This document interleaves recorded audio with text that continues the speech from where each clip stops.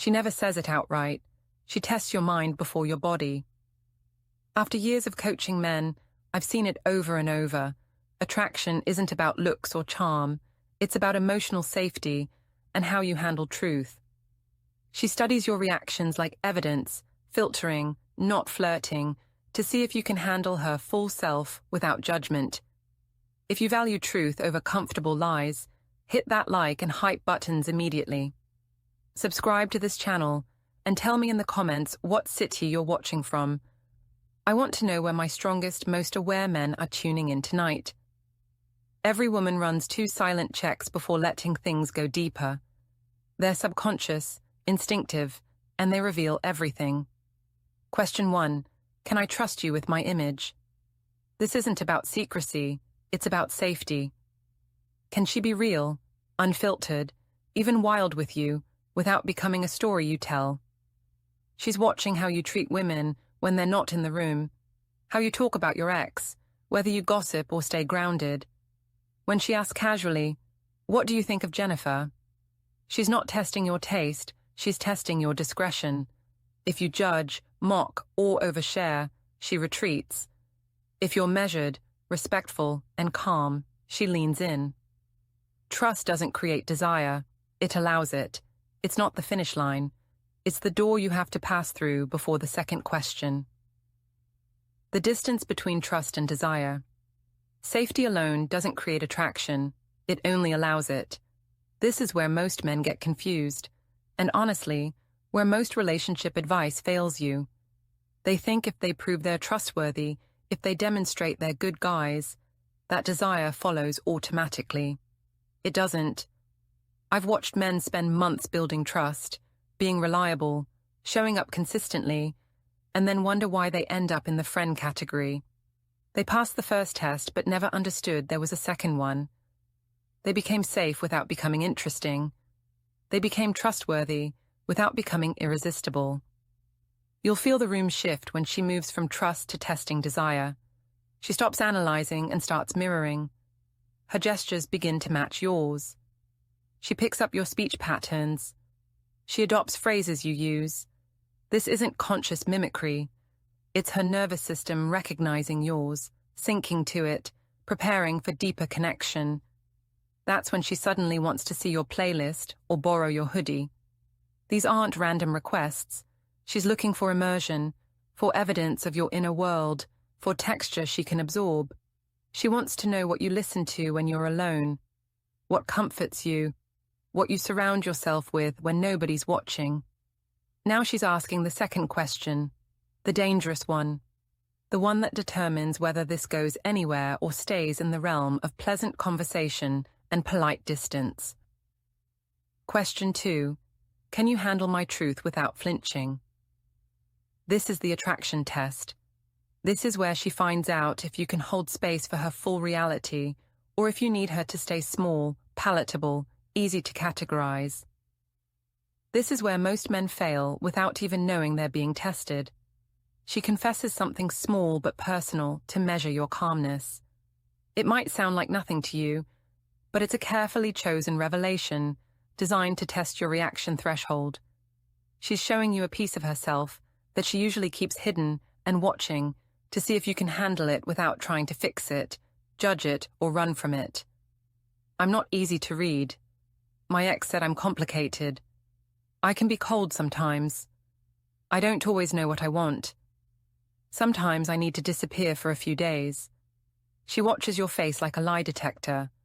Do your eyes widen? Do you rush to reassure her? Do you try to fix her or save her? Do you look uncomfortable, like she just told you something that makes her less attractive? Do you launch into a story about how you can handle difficult women, as if she's a challenge to be conquered? Or do you simply nod, maintain eye contact, and let the information sit in the space between you without needing to reshape it into something more comfortable? Do you say something like, "That makes sense," or "I get that," without adding qualifiers or solutions? A man's reaction to these small truths determines whether she feels safe enough to be wild, or whether she needs to retreat into control.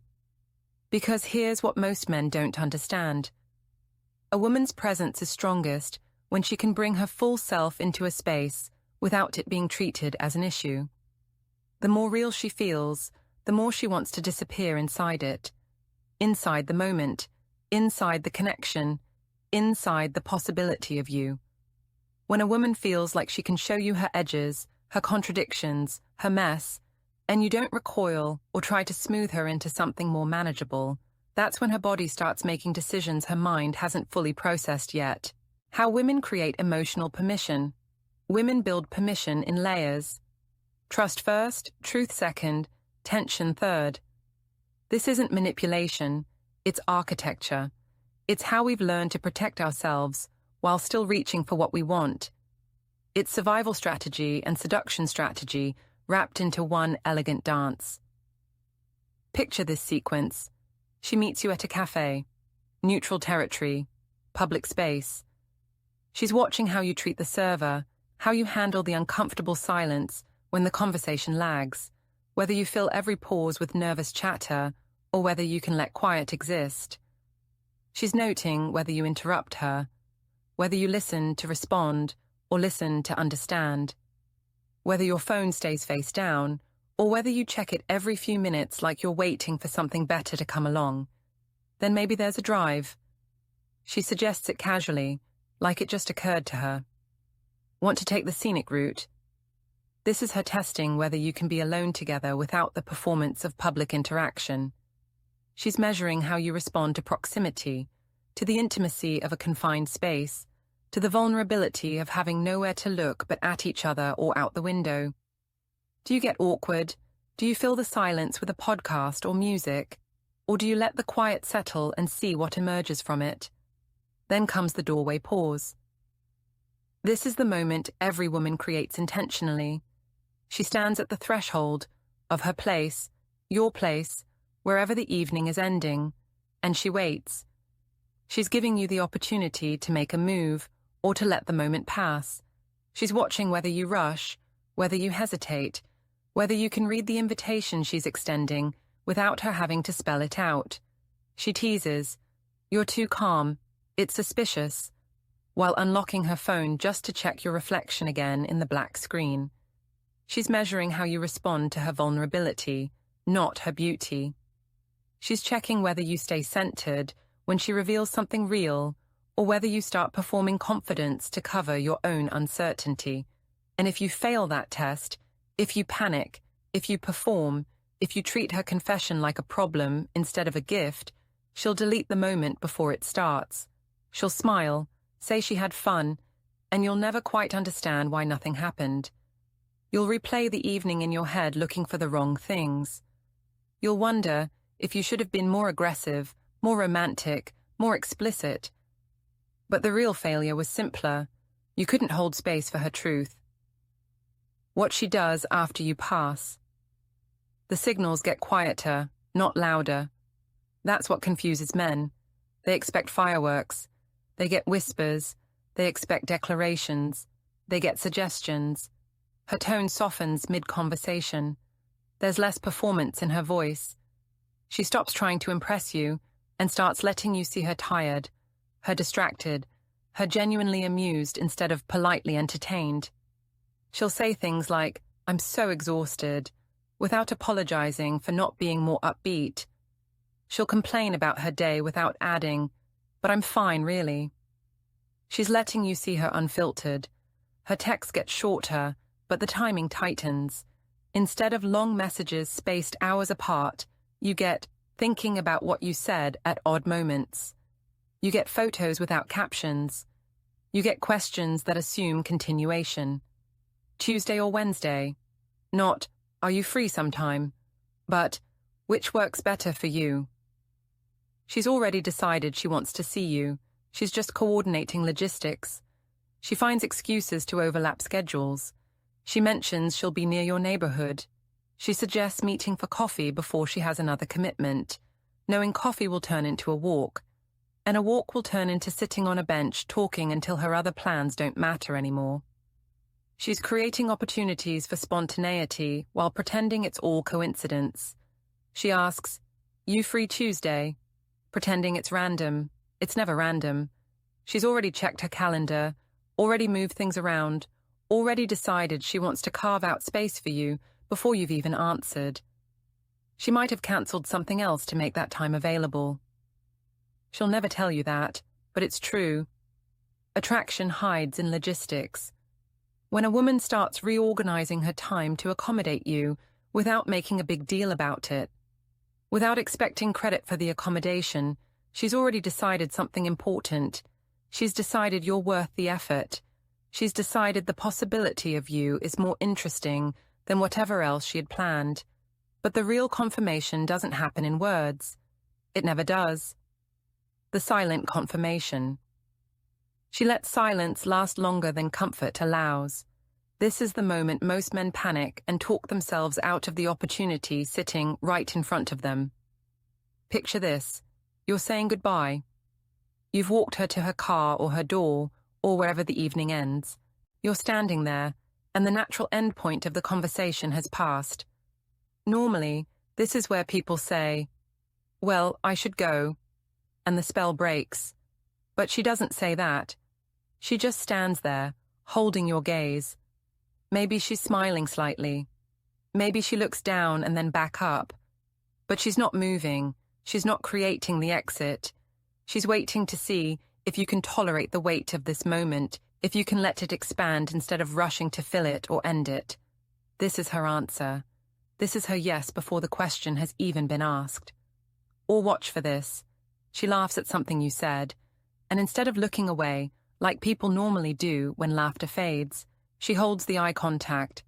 3 seconds, 5 seconds, long enough that you become aware of it, that it registers as intentional. Long enough that your stomach flips and you realize this isn't casual anymore.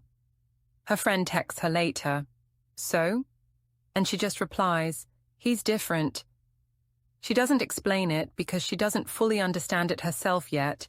She just knows that something about the way you held space for her made her feel like she could exhale, like she didn't have to manage your emotions or curate her own, like she could just exist and it would be enough.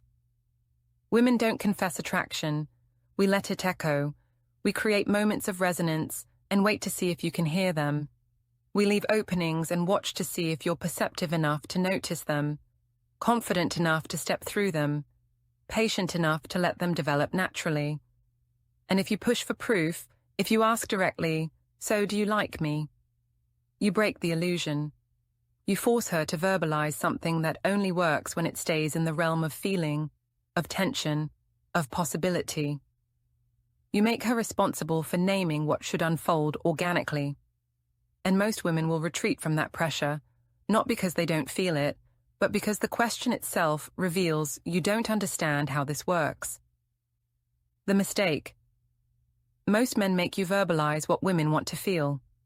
Too early, too explicitly, too desperately. She was waiting for silence, for the weight of mutual awareness, for the delicious anxiety of not quite knowing, but strongly suspecting. You gave her a TED talk on your feelings, a list of reasons why you think you'd be good together, a logical argument for something that has nothing to do with logic. "I really like you. I think we have something special. I haven't felt this way in a long time." These statements, delivered too soon, kill the mystery. They force her to respond to your certainty instead of exploring her own uncertainty. They make her responsible for your emotions before she's had time to understand her own. A man's mystery is her permission to imagine. When you leave space, when you don't explain every thought, when you let your actions speak louder than your confessions, she gets to fill that space with her own desire. She gets to project onto you all the possibilities she's been holding in her chest. She gets to wonder, does he feel this too? Instead of having to manage your feelings while she figures out her own. But mystery without empathy becomes manipulation. This isn't about playing games or withholding to create artificial scarcity. It's about understanding that attraction needs room to breathe. That desire withers under the weight of too much certainty too soon. The balance is this: be present enough that she feels seen, but spacious enough that she doesn't feel crowded.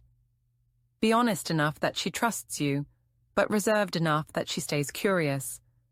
Let her chase her own interest in you instead of convincing her to feel something she hasn't arrived at naturally. Why it's only ever two. Questions. Every desire starts with safety and ends with surrender. The first question is about her image, how the world will see her if she chooses you. The second question is about her identity, whether she can be fully herself with you or whether she'll have to keep performing. When both questions are answered with confidence and empathy, she decides before she admits it. The decision happens in her body first. She finds herself thinking about you at random moments.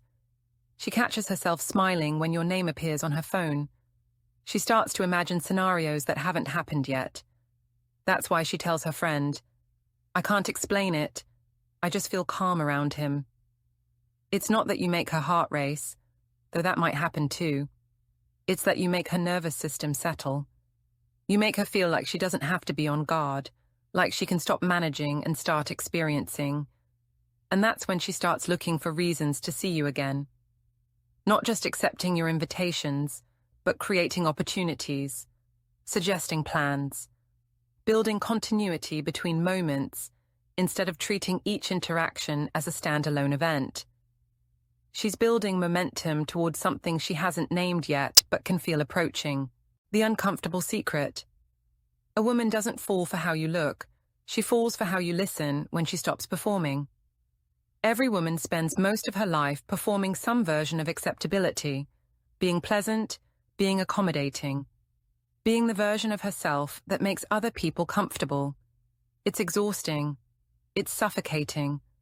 And when she finds someone who doesn't require the performance, who actually prefers her without it, that's when the possibility of real intimacy opens up. When she asks about your world and your patience, she's not gathering facts. She's testing if she can lose control without losing herself. If she can be messy, complicated, and contradictory without those things making her seem less worthy in your eyes. The women who want to sleep with you are the ones who've decided you can handle that level of truth. They've watched how you respond to complexity. They've tested your patience with their pauses, their silences, their confessions that don't quite make sense. They've measured whether you need them to make sense or whether you can love them in their full, unedited reality. And when they find that in you, they don't announce it. They just start building the pathway toward it, brick by quiet brick, question by unspoken question, until one day you're standing in that doorway and the answer is so obvious that words would only cheapen it.